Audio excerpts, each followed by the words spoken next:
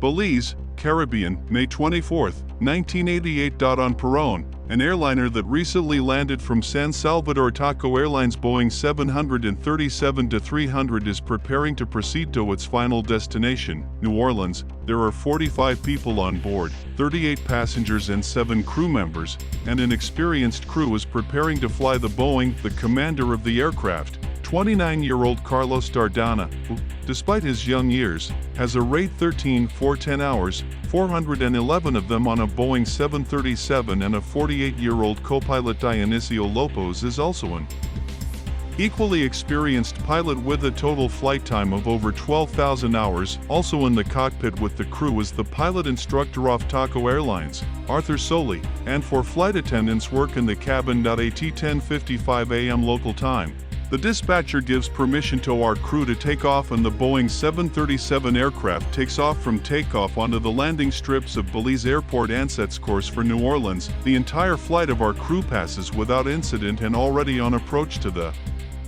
destination. The crew begins to descend from the 350th echelon or flight altitude of 10,650 meters to land in New Orleans. Pilots are monitoring the weather with a weather radar at this time, as thunderstorms from hail are developing in New Orleans. At an altitude of 9,100 meters.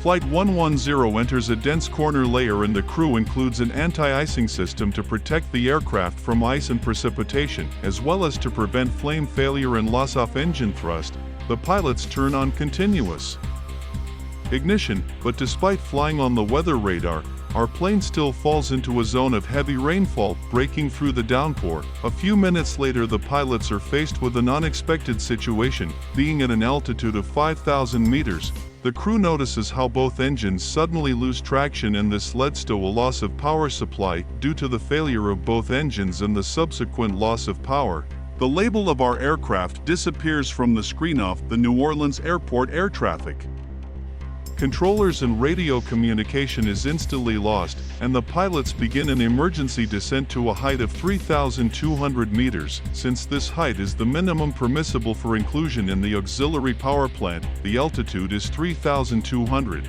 The pilots launch the APU, which allows to restore the power supply and the hydraulic lift on board. And then the pilots attempt to restart the engines, but the energy from the APU is not enough to launch, and attempts to increase the throttle only lead to overheating.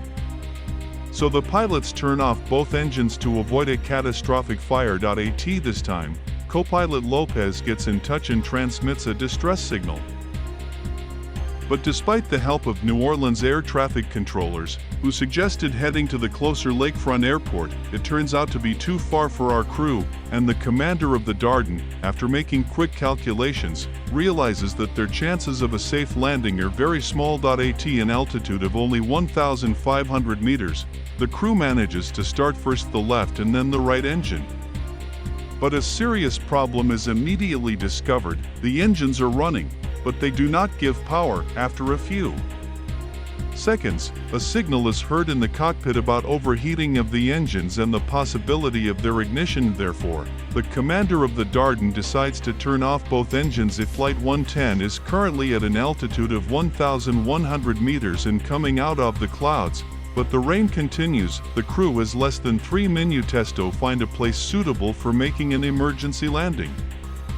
The air traffic controller suggests landing on the highway at a distance 11 kilometers from our plane, but the commander of the Dardan, having once again carried out calculations, decides that the plane will not make it. At this point, realizing that restarting both damaged faulty engines is useless, the pilots begin inspect the area and consider options for an emergency landing in the swamps. The liner is rapidly losing altitude and already at an altitude of 600 meters. The GPWS signal sounds about the low altitude of the flight, but Commander Carlos Dardana continues to fight for the lives of passengers and crew of the commander of Dardan has challenged fate more than once in his life. 3 years ago in 1985, during the civil war in El Salvador, Commander Dardan's aviation career suffered a devastating blow. While flying a Douglas 10-3 cargo plane, Dardena flew with a married couple and their son to the airport in the Midleaf, the jungle. When they landed and got off the plane, no one was there to meet them. He had a bad feeling about the situation. Then he was shot in the face. The eye in the jungle, a gorilla. Sniper shot him from behind. The bullet passed through his cheek and exited through his left eye. Somehow, he still managed to get his passengers out and bring them back to safety. But Hugh was seriously injured. His left eye was missing and he needed major facial surgery. However, he was a pilot at heart and refused to be cremated. Having received the approval of the Federal Aviation Administration, he received a license to operate commercial aircraft. Despite his disability, he has demonstrated his exceptional skills and unwavering commitment to the cause, and now the commander of the Dardan defies fate and continues to fight for his life at any cost. The height is 450 meters. The crew decides to make an emergency landing on the water, but during the descent to the channel, co-pilot Lopez notices the embankment, which is located on the right parallel to the channel and 31 kilometers from the airport. New Orleans. To correct the course, the commander of the Dardan performs a wing glide maneuver. The pilots take the desired course at an altitude of 210 meters and begin leveling up for landing. At 12:55 p.m. local time, flight 100 to 110 touches the ground with the beginning of one and then the other rear landing gear. After that, the crew manages to safely stop the liner. The commander of the Dardan announces the evacuation over the speakerphone. Flight attendants help passengers safely leave the plane. The commander of the Dardan, as expected, is the last to leave the plane, and emergency services are at scene. As a result of the emergency landing, none of the 45 people on board Flight 110 were killed. Only one passenger was slightly injured. The investigation into the causes of the crash of Flight 110 was conducted by the U.S. National Transportation Safety Board. According to the final investigation report, the failure of both engines was due to hail and rain. Hail getting into the engines, melted and formed water, as well as during the flight the liner fell into an area of intense precipitation. The NTSB calculated that the resulting water could cause engine failure. Although they met the standards of the U.S. Federal Aviation Administration and their certification of protection, the water was discharged at high speeds, and they worked steadily. But as Flight 110 was descending, the autopilot automatically reduced engine speeds. The NTSB investigators decided to conduct tests on the wall once again, but with an installed power that corresponded to the moment before.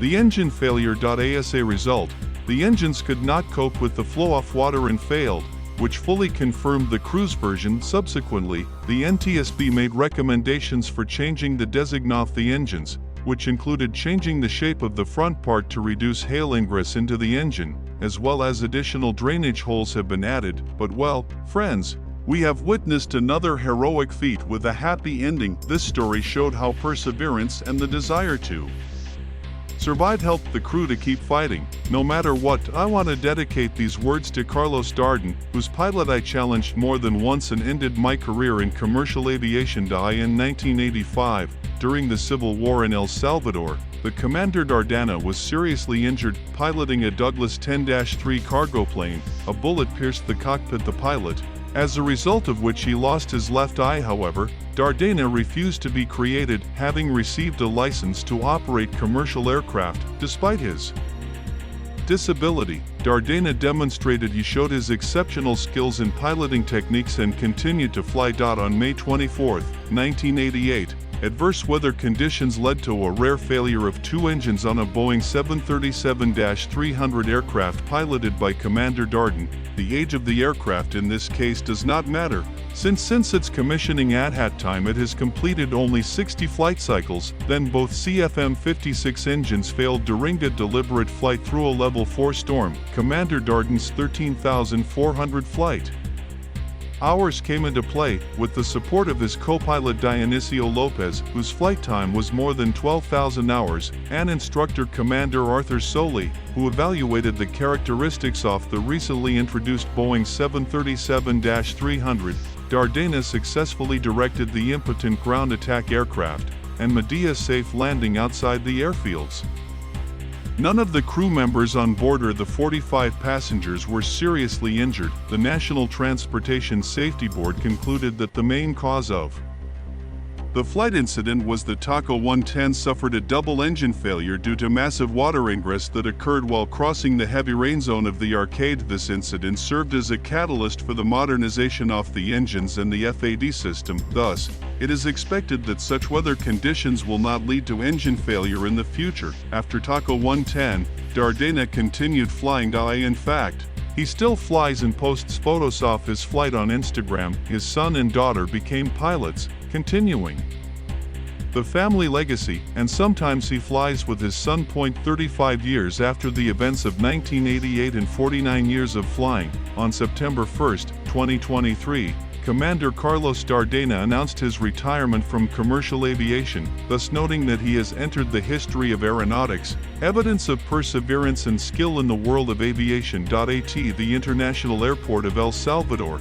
Commander Dardenne was greeted with applause by the aviation personnel of the fire department and his colleagues. The Airbus A320neo descends, he uttered words that will resonate in everyone's memory. A mission accomplished. This is the story of the coolest pilot, Commander Carlos Dardenne, a man born to fly, despite the huge obstacles facing him. Friends, be sure to share your impressions in the comments, as well as like this video and subscribe to the channel if you haven't done so yet. See you soon, my dear friends.